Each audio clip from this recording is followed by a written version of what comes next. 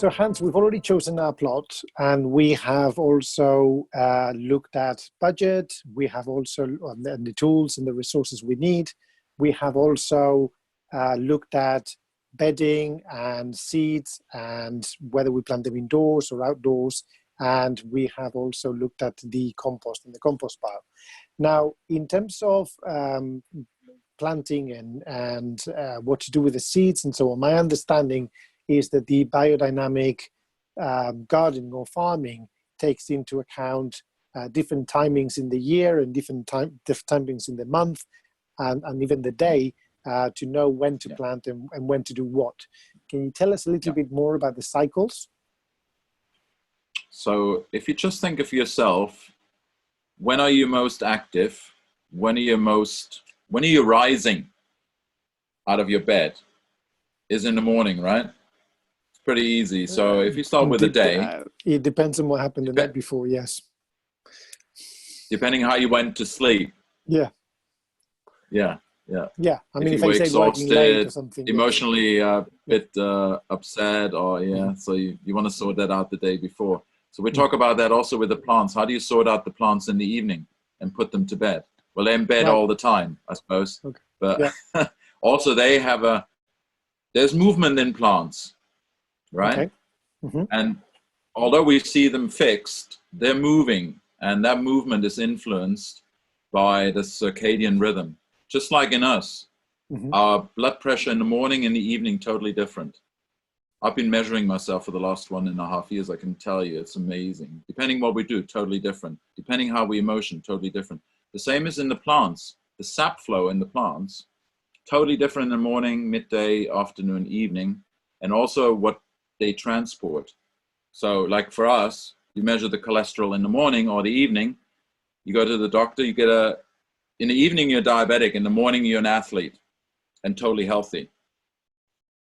Isn't that interesting? You know, you measure the soil, you measure it in spring or say winter, how acid it is, or you measure it in summer when the soil is most sort of in this ripening stage of warmth and, and ripening the plants, it's the most alkaline.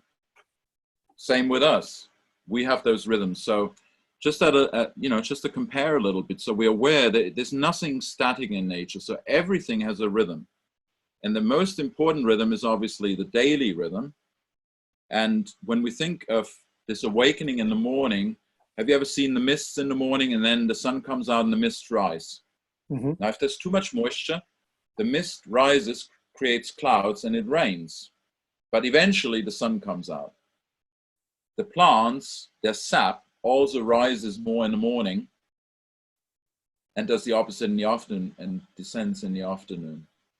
So if we want to sow plants, meaning we want the seed to expand and absorb water and then help the plant to push out that root and that first cotyledon, so that's this expansive gesture. We want to go from the morning, early sunrise, into late morning. Midday is the time of stagnancy. The sun has reached its highest point. There's like, just like with us, you breathe in, and this is maybe the still moment, and then you start breathing out again. So this is dynamic breathing out of the soil, out of the atmosphere, out of the moisture in the morning. And then you see, when you drive by in the evening, you drive home from work or in the train, and in the low-lying pastures, suddenly you see these mists appearing in the evening. If you're a gardener, you look at the plants and you see the leaves on the vegetables, particularly the cabbages, or on the grass, gutating it's called. So they have little droplets. Beautiful to see in the sunset, and you make photos. It makes beautiful photography. So when the water concentrates again in the evening, it comes down and descends, right? So we want to make use of that. Same happens in plants. So it rises its sap in the morning, brings all the sugars that the mycorrhiza and the other symbiotic life in the soil gave to the plant up, and then meets the sun and not the sugars, the minerals. Was mistaken there for a moment. So the minerals, they actually then supply with the sun the possibility to photosynthesize and create sugars that then are descending in the evening and giving the mycorrhiza their livelihood. Because when you think of mushrooms, what they nourish on are the tree roots and the plant roots in our gardens, the vegetables. So in the morning, we use this to sow, and in the afternoon, when the sap goes into the root, then we use that to actually harvest plants usually, particularly root crops. So would it be helpful to draw a parallel here that the morning is the spring of the day and the evening would be the autumn of the day? Absolutely. Yeah. So as we know, midnight is midwinter. Yeah. So we sow in the spring, because in the spring that's when the seeds come out and the seedlings come out and the plants come out. So not just does the water rise, but we have the warming, the light increases. So for seeds to germinate, they need the light to increase. If the light decreases, it diminishes the germination power of seeds. So they've done experiments, for example, of cultivating the soil at night, in the evening, when the earth is breathing in and the light diminished and it's dark, and the wheat seeds don't germinate. There's 20%, 20% less wheat germination when you cultivate the soil in the evening than the morning. In the morning, you cultivate your ground, you dig it, it wakes up the wheat seeds. You might want to do that when you prepare a seed bed and hoe it in the morning, leave the bed barren for 2 weeks or something, and then the wheat seeds germinate, and then you hoe it shortly before you sow. So even in terms of the wheat seeds and how you manage your seed bed, you could use the rhythm of the day. Hoeing in the morning, wake up the wheat seeds, they germinate. You want to get rid of them, because if you have a lot of wheat seed load in the seed bed, you have a lot of weeding to do later when your cultivars come up, your vegetables. Okay. And how do you weed? By hand? So I usually use a Dutch hoe, which is a triangular hoe, and I can demonstrate how to do that when we're on the online course. That's the most efficient hoe I've ever seen. You can hoe forward and backward. It rests on the ground. It's the easiest way. It's 10 times faster than a pull hoe, which is used traditionally here in England or in Spain, for example. And you got also oscillating hoes that they developed in America. So they're, very advanced sort of technology, you might say, that they develop both in Holland and in America. And I personally prefer using those than any other hoe. Okay. You might have to do some weeding in the row by hand. So timing wise then, we are in the spring and in the morning, because we have already spoken in other episodes in this series, we've talked about how to prepare the land and so on, but this may be additional information then. So in the spring, when you're getting your plot ready, you would start airing the air with a fork, turning the soil, the topsoil and so on, and then leaving it barren for a couple of weeks. And once that it's aired and so on, the weeds would have already come out, and then you do your weeding, and then you get into preparing your beds and bedding the plants. And additionally, maybe just to add to this, what you can start thinking also is, as you say, let the soil rest for 2 weeks for the wheat seeds to germinate. You might have even also composted the soil or manured the soil right after you prepared that, the bed for the sowing. Just before that, you compost it, you hoe it, and then you leave it, and then you got the compost in already, and the wheat seeds germinate. And then once the wheats germinate, is a really interesting thing that happens is when you think in the seedling, think of germinated plants, think of sprouted broccoli or sprouted alfalfa that people eat now as a health superfood. Yes. You have the highest enzyme and mineral content in concentration. You have the highest life forces or vitality in those small plants, because they already express what eventually will be lost in the structure of a whole physical plant. That life force, that concentrated energy, that concentrated nutrition, you hoe into the ground for your vegetables. So it's very good to let the wheat seeds germinate and give of their life, so to speak, for the vegetables. So it's kind of a sacrifice that we're making. And that happens on all levels of the different kingdoms of nature. And so it's nice to use these rhythms. And so we've got the day rhythm. You mentioned the year rhythm. So sowing, planting. You would have to do the planting in the afternoon we talked earlier. So we do also transplanting in spring, but it's always in the afternoon when the saps go down. When the saps go down, the roots are encouraged to root faster. And if we use with the transplanting, the biodynamic preparation, horn manure preparation, the 500, then we encourage it even more. So instead of a root dip, that's a chemical that's usually a chemical, it's a hormone that they give to the plants to root faster. We're giving actually this in concentrated horn manure preparation in the afternoon when we plant, but also we give it when we sow. Because the first thing that comes out of the plant is the radicle. Okay, so the digging and all that happens in the morning, the airing happens in the morning, and then the planting happens in the afternoon.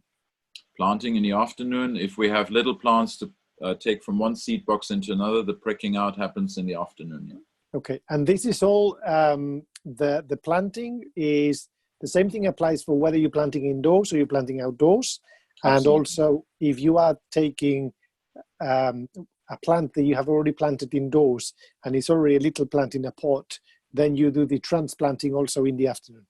Absolutely, that's the best thing to do. It's also another reason why you do that. Think of a plant being transplanted in the morning. The roots have been disturbed. The roots are there to absorb moisture.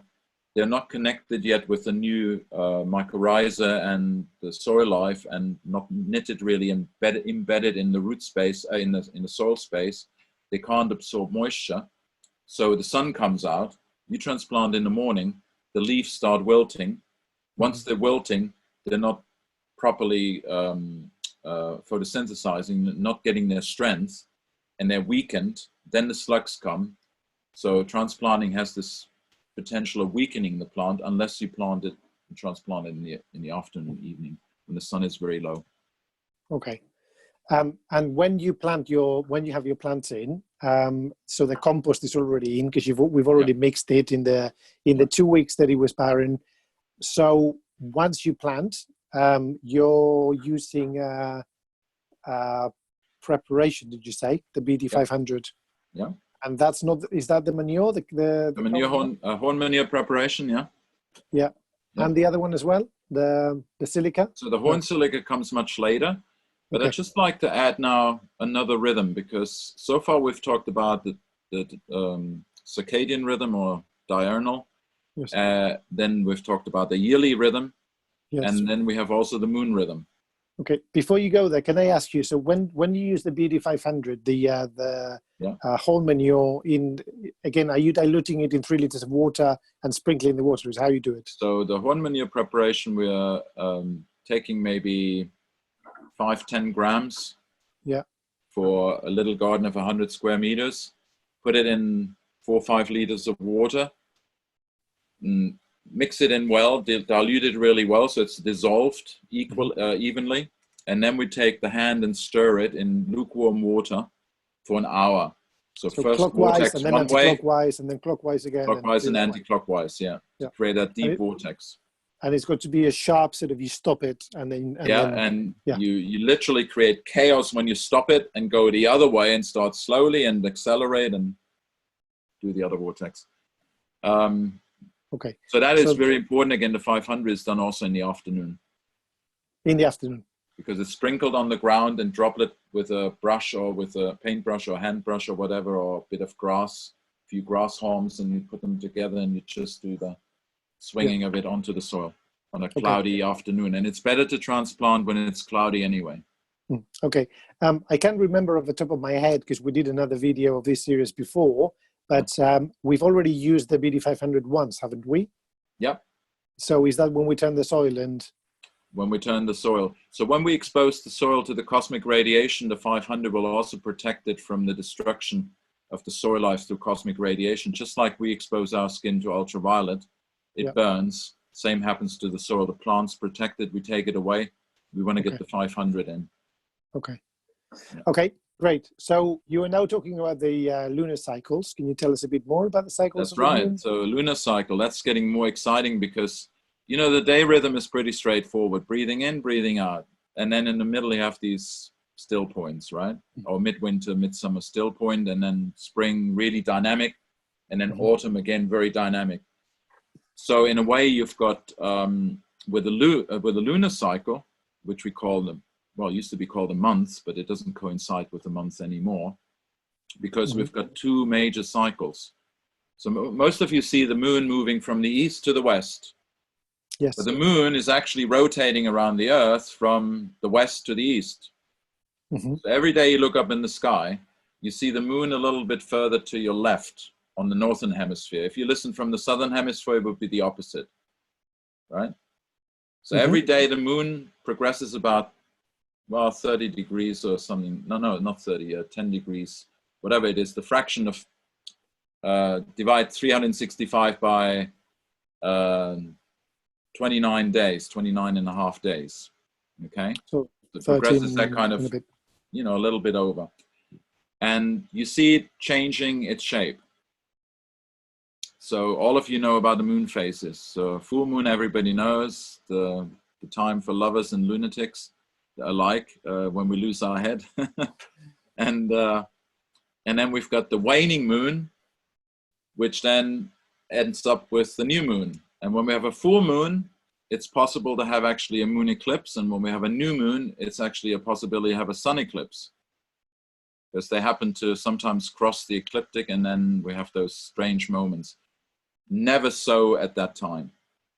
They're the worst time to sow, when there's eclipses. Yeah, okay. Very strong influence where the whole sun quality and solar system changes its electromagnetic expression, and also we have more radiation coming, and you sow things at that time, the plants germinate, and they creep along the soil if they germinate at all. Totally inhibited germination. Okay, so Hans, then I think this adds a complication. Let me see if I understand correctly. So we've talked about the circadian cycle and how you do it in the morning or in the afternoon. So we said that the afternoon is the time to plant, right? But also I would have to take into consideration, we had a new moon 2 or 3 days ago. So we are now waxing, right? So I would also have to take into account that today is an afternoon within the waxing cycle. Very good. So that's the secondary influence. The major influence is the day cycle. Right. The secondary influence is the moon. What does it influence? It influences the water bodies. Of course, the tides and everything. Yeah, imagine spring tides with full moon, and then when there's a full moon with Saturn and the sun, you have got, 1956, everything got destroyed in England, Holland, and Valencia. In Valencia, they had even to evacuate the city. That was around, it was 2 days before I was born, actually. I came with that influence. That explains a lot. Yeah. A lot of water in me there. Watch it. But I want to actually water the world. I don't want to flood it. So yeah, you have this influence of the moon as a secondary influence. So what happens when it goes to its full moon? 2 to 3 days before full moon, traditionally people would know, and a lot of people talk about it, how the water wants to be rising to the highest. So the dynamic of rising water is the strongest just 2-3 days before full moon. If you would sow then, it would be fantastic for the plant. If you would transplant at that moment, it would bring all the moisture into the leaf. The roots are not rooted. It loses all its moisture through the leaf and it dies. So you said we just passed new moon. So on the opposite, if we come down towards the new moon, just before new moon, transplanting would be an ideal time, traditionally speaking. Okay. And I say that very, like consciously and traditionally speaking. Maria Thun, who was one of the scientists that for 50 years did experiments with the moon cycles, said that cycle of waxing and waning moon is not the most influential cycle of the moon.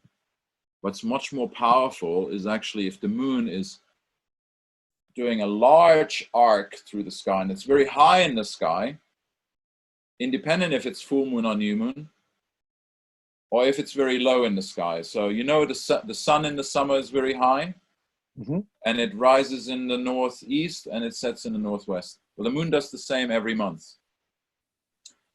So now she was investigating when the plants responded best to be germinating or transplanted, and found out the best time to transplant is when the moon is highest and descends. Every day it's a bit lower in the sky, and use that dynamic force. So dynamic influence. So the moon is less and less time in the sky, so it's less and less influential in terms of pulling the water up, so the roots can go down to root. Now on the opposite, when the moon from the archer moves up through the goatfish and the water carrier and the fishes and the bull and the ram, and so the ram and the bull and the, you know, up to the twins, that's when you sow, because you want that rising impulse. So in biodynamics, we use that cycle as a predominant cycle of the moon. Right. Okay. And we almost ignore the phases of the moon. Okay. And are they related? So is the moment where the moon is descending or ascending related to the phase of the moon? I'm afraid not. Right. So how do you know? In winter and summer, you have a correlation. So in winter towards spring, you have a correlation. So when you have a waxing moon, you have also a rising moon. Right. But when you come to the summer, it's totally opposite. Okay. And you have to kind of be an astronomer almost to, you know, or well imagining where the moon is when it's full and where the moon is when it's waning and waxing. It's in opposite position in summer from winter. Okay. So again, for our listeners who may want to get more into this and they may want to learn more about this in time, then of course that information may be very important. But also for those people who want to start growing their own food quickly and basically plant the garden and so on, how important do you think this is? Okay, first importance is the soil dry enough and moist enough to sow? Yep. Is it raining, or is it, you know, a dry day so I can get in the garden and sow? Is it sticky? Is it nice and crumbly to sow? Now that weather is often determined a little bit by where the moon is, because the moon does influence rainy patterns. Right. But it's so chaotic right now anyway that you can't go by that necessarily as an expression in the weather. But traditionally, people could actually trace it. They could actually, you know, there was a regularity with the moon cycle. That's gone. We're in a chaotic time. But so we want to make more use of the forces, but we also want to have the ideal soil conditions. So the soil conditions are first. If it's warm enough, dry enough, crumbly, not too wet, not too moist, you know, not too dry. It has to be just right. Then I would say the second is the daytime. Okay. And then the third, I would say, is our emotions. Our emotions.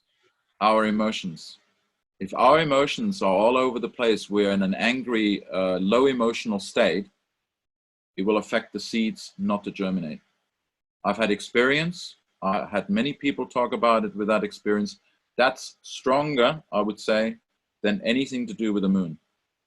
We are so influential without recognizing it on plants, on children, on the animals, you know, on each other. Very strong influence, the emotional life. So would it be my emotions in my garden, or would it be everybody around them as well? Everyone. You touching the seed, you're sowing, your emotions. You're stirring the preparation, you're digging, your emotions. Okay. So all the people then go.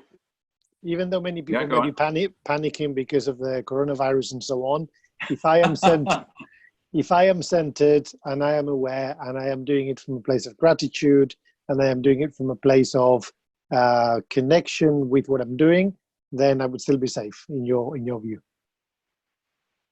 If you can't go in the garden with equanimity, with gratitude, with peace, with patience, with all the virtues that you possibly could mention, and you have any unstable state, and you have children, have the children sow the garden, because they're usually joyful. Right. It's amazing the difference, you know? Yeah. Huge difference. And then I would say this emotional expression of us finds also reflection in a third cycle that we use in biodynamics, which we can't go into detail here now, it takes too long, is, and people are familiar with astrology, and with the temperaments and with different constellations and their different qualities in terms of being a fire constellation, an air, light constellation, or a water constellation, or an earth constellation. And then there are different degrees of earth constellations. So there are 3 constellations of either of these elements. And each one has a stronger influence or weaker influence, depending if they're primary earth sign or secondary or tertiary. And that can be made use of also in the planting of your different crops. So we have root crops relating to earth constellations. We have leaf crops relating to water constellations. We have flowers and legumes relating to light and air constellations. We have fruit and legumes also relating to fruit, to fire constellation or warmth. And the moon goes through these every 2-3 days, a different influence. For those who want to experiment, all I can say is get yourself a calendar, either Maria Thun calendar, or there are other calendars, organic growers calendars with the moon cycles and the constellations, and sow radishes every 2 to 3 days when the moon is in a different constellation, and taste them and look at their growth habit. You'd be surprised what you get. Experiment. Find out for yourself. Really interesting. We had the most doubtful scientists, botanists, and biologists, doubting the fact that this has an influence. It's a very strong influence. Now, I would dare say the emotions we have and our temperament we are carrying every day, we have a different temperament.